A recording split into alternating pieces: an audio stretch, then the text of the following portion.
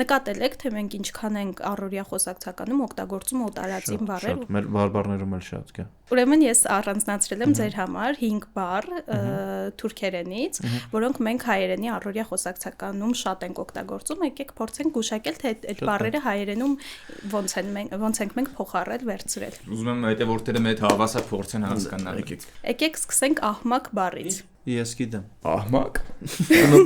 Ահմախն է։ Ահա, հիմար է նշանակում թուրքերենից։ Աղաման եմ մտածում ես։ Իսկ ալիշվերիշ Ինչ ալիշվերիշների մեջ եք։ թուրքերենից նշանակում է առ եւ տուր։ Ալիշվերիշը առևտուրն է։ Ավելի հեշտ բան ասեմ։ Բաջանակ։ Բաջանակ է, ես ունեմ բաջանակ։ Բայց հայերեն ո՞նց է, մի րոպե։ Համարժեք չունենք մենք այստեղ, ուղղակի քրոջ ամուսին։ Գնանք բերեքետ։ Բարակյատ։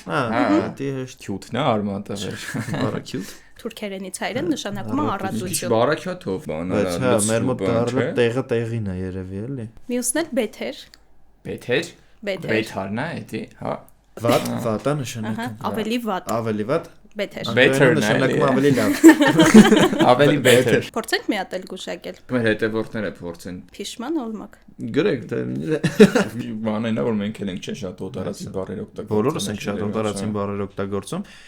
բայց ես համաձայն եմ նրան, որ եթե օտարացին բառեր ենք օգտագործում, եկեք կամ տեղին օգտագործենք, երբ որ պետք է այդ բառերը օգտագործել, օրինակ այդ լեզու խոսալուց, եթե հայերեն ենք խոսում, եկեք խոսենք հայերեն։ Իսկ եթե ուզում եք սովորեք լեզուներ, Speak Smart-ում ձեզ են սպասում, կարաք այցելեք, գրանցվեք, edge-ը ներքևում կգտնեք։